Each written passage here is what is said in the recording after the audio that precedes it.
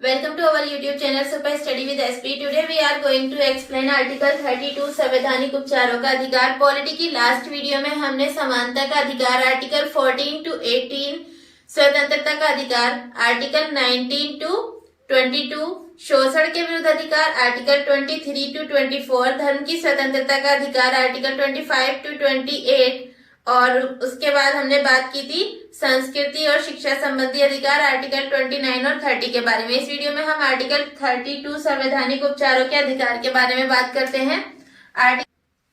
देखते हैं कि आर्टिकल 32 में क्या कहा गया है। आर्टिकल 32 सबसे पहले ये संवैधानिक उपचारों का अधिकार, संवैधानिक उपचारों का अधिकार प्रदान करता है, अधिकार प्रदान करता है। आर्टिकल 32 पार्ट 3 में है और संवैधानिक उपचारों का जो अधिकार है ये भी एक मूल अधिकार है क्योंकि ये पार्ट 3 में शामिल है। ये भी एक मूल अधिकार है। आर्टिकल 32 को संविधान संशोधन के माध्यम से नहीं बदला जा सकता। संविधान संशोधन के माध्यम से नहीं बदला जा सकता, माध्यम से नहीं बदला जा सकता। और इसे क्यों नहीं बदला जा सकता? क्योंकि ये संविधान के मूल ढांचे, बेसिक स्ट्रक्चर का पार्ट है। संविधान के मूल ढांचे या बेसिक स्ट्रक्चर में शामिल है, इसलिए इसे संविधान संशोधन के माध्यम से भी नहीं बदला जा सकता। आर्टिकल 32 के तहत केवल फंडामेंटल राइट के अधिकारों के लिए ही सुप्रीम कोर्ट में जा सकते हैं। अगर किसी नागरिक के फंडामेंटल राइट का उल्लंघन होता है तब वो सीधे सुप्रीम कोर्ट या फिर हाई कोर्ट, दोनों में से कहीं भी डायरेक्ट जा सकता है। और आर्टिकल 32 केवल फंडामेंटल राइट के लिए है और अधिकारों के लिए नहीं है। संविधान ने जो फंडामेंटल राइट है उनके लिए रिट निकालने की शक्ति जो दी है वो किसे दी है? सुप्रीम कोर्ट और हाई कोर्ट को। सुप्रीम कोर्ट को आर्टिकल 32 के अकॉर्डिंग और हाई कोर्ट को आर्टिकल 226 के अकॉर्डिंग। सुप्रीम कोर्ट आर्टिकल 32 के तहत, आर्टिकल 32 और हाई कोर्ट आर्टिकल 226 के तहत रिट जारी कर सकते हैं। कौन कौन सी रिट जारी कर सकते हैं? बंदी प्रत्यक्षीकरण, बंदी प्रत्यक्षीकरण, परमादेश, प्रतिषेध, उत्प्रेषण और अधिकार प्रच्छा, अधिकार प्रच्छा। आर्टिकल 32 के तहत सुप्रीम कोर्ट और आर्टिकल 226 के तहत high court. Supreme court article 32 के तहत जो रिट जारी कर सकता है वो केवल और केवल फंडामेंटल राइट के लिए जारी कर सकता है, जबकि हाई कोर्ट आर्टिकल 226 के तहत फंडामेंटल राइट और जो अन्य कानूनी अधिकार है, जो जनरली सामान्य कानूनी अधिकार है, उनके लिए भी रिट जारी कर सकता है। अगर संसद चाहे तब किसी अन्य न्यायालय को, अन्य न्यायालयों में कौन है? सुप्रीम कोर्ट और हाई कोर्ट से अलग जो अदर न्यायालय हैं उनको भी रिट जारी करने का अधिकार दे सकती है। हालांकि संसद ने अभी तक ऐसा किया नहीं है, लेकिन संसद ऐसा कर सकती है। आर्टिकल 32 के तहत सुप्रीम कोर्ट किसी भी व्यक्ति या सरकार के विरुद्ध रिट जारी कर सकता है। किसी भी व्यक्ति या सरकार के विरुद्ध रिट जारी कर सकता है सुप्रीम कोर्ट आर्टिकल 32 के तहत, जबकि हाई कोर्ट आर्टिकल 226 के तहत जो जिस राज्य का हाई कोर्ट है उस राज्य क्षेत्र के व्यक्ति, उस राज्य के व्यक्ति या अपने क्षेत्र के राज्य को, यदि मामला दूसरे राज्य से संबंधित हो तो वहां के खिलाफ ही रिट जारी कर सकता है। आर्टिकल 32 के तहत संवैधानिक उपचारों का जो अधिकार है वो फंडामेंटल राइट के अंतर्गत आता है, इसलिए ये रिट न्याय क्षेत्र को रिजेक्ट नहीं कर सकता, रिट को रिजेक्ट नहीं कर सकता। जबकि आर्टिकल 226 के तहत रिट जारी करने का जो अधिकार है वो कैसा है, विवेकानुसार है, विवेक के अधीन है, इसलिए आर्टिकल 226 के तहत हाई कोर्ट रिट न्याय क्षेत्र को रिजेक्ट कर सकता है। उच्चतम न्यायालय को फंडामेंटल राइट या मूल अधिकारों का संरक्षक और गारंटी देने वाला बताया गया है, गारंटी देने वाला। अब हम बंदी प्रत्यक्षीकरण, परमादेश, प्रतिषेध, उत्प्रेषण, अधिकार परीक्षा, इन रिट के बारे में डिटेल में बात करते हैं। सबसे पहले हम बात करते हैं बंदी प्रत्यक्षीकरण के बारे में। बंदी प्रत्यक्षीकरण इसे और क्या कहते हैं, हेबियस कॉर्पस। और ये जो हेबियस कॉर्पस वर्ड है ये एक लैटिन वर्ड है, लैटिन शब्द है जिसका मीनिंग क्या है, शरीर प्राप्त करना, शरीर प्राप्त करना। बंदी प्रत्यक्षीकरण की जो रिट है ये आदेश के रूप में है,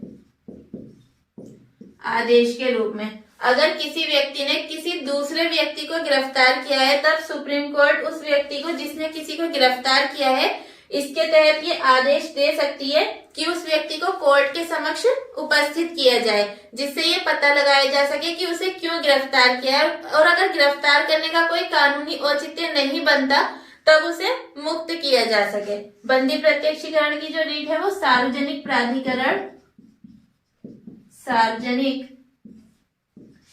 प्राधिकरण और प्राइवेट व्यक्ति दोनों के खिलाफ ही जारी की जा सकती है। प्राइवेट व्यक्ति या निजी व्यक्ति के खिलाफ या फिर सार्वजनिक जो प्राधिकरण है सबके खिलाफ जारी की जा सकती है। बंदी प्रत्यक्षीकरण की रिट को आपातकाल में भी निलंबित नहीं किया जा सकता। आपातकाल आर्टिकल 352 के तहत अगर आपातकाल यानी इमरजेंसी लगी हो तब भी बंदी प्रत्यक्षीकरण की रिट को निलंबित नहीं किया जा सकता। अब एक और पॉइंट देखते हैं कि बंदी प्रत्यक्षीकरण की जो रिट है वो कब जारी नहीं की जा सकती। बंदी प्रत्यक्षीकरण की रिट कब जारी नहीं की जा सकती, जारी नहीं की जा सकती। नंबर 1 देख लेते हैं, जब हिरासत यानी जब गिरफ्तारी कानून सम्मत हो या कानून के अकॉर्डिंग हुई हो। जब गिरफ्तारी कानून सम्मत हो या फिर विधानमंडल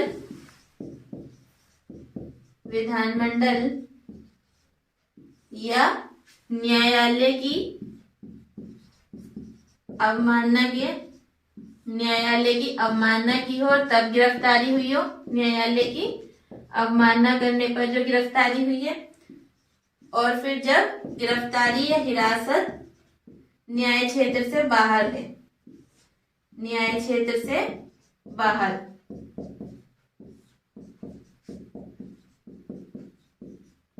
तब हम बंदी प्रत्यक्षीकरण की रिट जारी नहीं की जा सकती। सेकंड है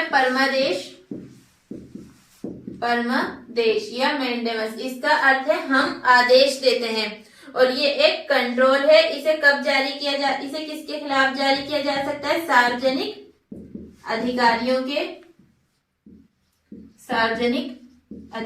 के खिलाफ जारी किया जा सकता है, जिसमें यह पूछा जाता है कि उनके कार्यों के बारे में और उन्होंने कार्य को क्यों रिजेक्ट किया इसके बारे में पूछा जाता है। इसे किसके खिलाफ जारी किया जा सकता है परमादेश रिट को, तब सार्वजनिक इकाइयों, निगम, सार्वजनिक जो निगम है या फिर अधीनस्थ न्यायालय या प्राधिकरण या सरकार के खिलाफ जारी किया जा सकता है। अब एक पॉइंट और देखते हैं कि परमादेश रिट को कब जारी नहीं किया जा सकता। जारी नहीं किया जा सकता, कब नहीं किया जा सकता? निजी व्यक्ति या फिर इकाई के विरुद्ध, निजी व्यक्ति या इकाई के विरुद्ध। दूसरा, गैर संवैधानिक विभागों के विरुद्ध, गैर संवैधानिक विभागों के विरुद्ध भी परमादेश रिट को जारी नहीं किया जा सकता। और देख लेते हैं राष्ट्रपति या राज्यपाल के विरुद्ध, राष्ट्रपति या राज्यपाल के विरुद्ध। और है हाई कोर्ट के मुख्य जज जो न्यायिक क्षमता में कार्यरत है, उनके खिलाफ भी परमादेश रिट को जारी नहीं किया जा सकता। अब थर्ड रिट है प्रतिषेध या प्रोहिबिशन के बारे में बात करते हैं। प्रतिषेध या प्रोहिबिशन। प्रोहिबिशन, इसका जो शाब्दिक अर्थ है वो है रोकना, किसी काम से रोकना। सुप्रीम कोर्ट या हाई कोर्ट अपने अधीनस्थ न्यायालयों के लिए इन रिट को जारी कर सकती है। अधीनस्थ न्यायालयों के खिलाफ इन रिट को जारी कर सकती है। ऐसा वो कब करती है? जब अधीनस्थ न्यायालयों ने अपने न्याय क्षेत्र की सीमा से बाहर जाकर कोई डिसीजन, बाहर जाकर काम किया हो, तब उससे रोकने के लिए इस रिट को जारी किया जाता है। जो परमादेश रिट थी उसमें किसी काम को जारी करने का आदेश दिया जाता है, जबकि प्रतिषेध रिट में रोकने का। जो प्रतिषेध रिट है वो किसके खिलाफ जारी की जा सकती है? केवल न्यायिक और अर्ध न्यायिक प्राधिकरण के विरुद्ध ही ये रिट जारी की जा सकती है और किसी के खिलाफ नहीं। अर्ध न्यायिक प्राधिकरण के विरुद्ध। अब नेक्स्ट पॉइंट है उत्प्रेषण।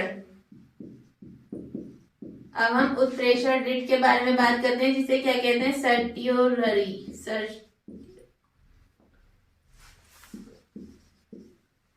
इसका जो शाब्दिक अर्थ है वो क्या है? प्रमाणित होना या सूचना देना।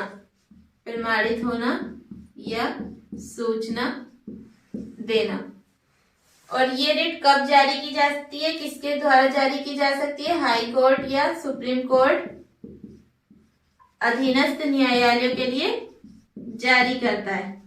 अधीनस्थ न्यायालयों के लिए जारी करता है। और कब जारी करता है? जब अधीनस्थ न्यायालय अपनी अधिकारिता से बाहर जाकर कोई निर्णय दे देते हैं और वो निर्णय प्राकृतिक सिद्धांतों के विरुद्ध होता है, तब उससे रोकने के लिए उत्प्रेषण रिट जारी की जाती है। अभी हमने इससे पहले बात की थी प्रतिषेध रिट के बारे में, प्रोहिबिशन। उसमें निर्णय देते नहीं है, पहले ही रोका जाता है और इसमें अधीनस्थ न्यायालय निर्णय दे देते हैं। इसके जब इन्होंने निर्णय दे दिया अपनी अधिकारिता से बाहर जाकर, तब उत्प्रेषण रिट जारी की जाती है। जो प्रतिषेध रिट थी वो कैसी थी? केवल निवारक। प्रतिषेध रिट केवल निवारक रिट है और उत्प्रेषण रिट निवारक और सहायक दोनों तरह की है। निवारक और सहायक दोनों तरह की रिट है।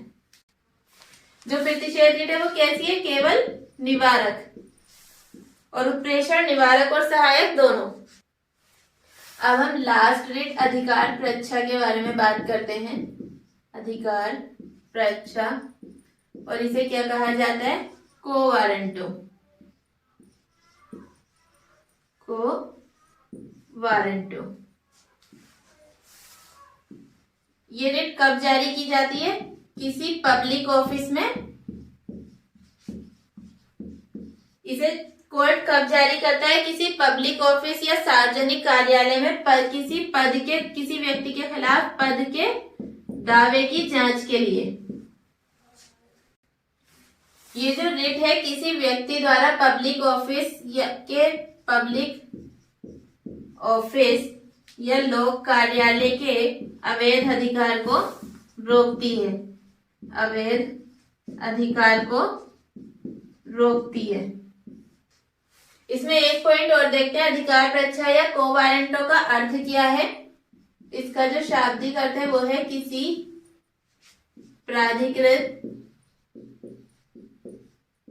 या वारंट के द्वारा। सार्वजनिक कार्यों के मामले में इस रिट को तब जारी किया जा सकता है जब उसका निर्माण संवैधानिक हो, संवैधानिक हो, तब इसे सार्वजनिक कार्यों के मामले में जारी किया जा सकता है। इस रिट को मंत्रित्व कार्यालय, मिनिस्ट्रियल ऑफिस, मंत्रित्व कार्यालय या मिनिस्ट्रियल ऑफिस और दूसरा प्राइवेट ऑफिस के लिए जारी नहीं किया जा सकता, निजी कार्यालय के लिए इसे जारी नहीं किया जा सकता। अगर आपको वीडियो अच्छी लगी हो तो लाइक एंड शेयर करें और चैनल को सब्सक्राइब करना तो बिल्कुल ना भूलें।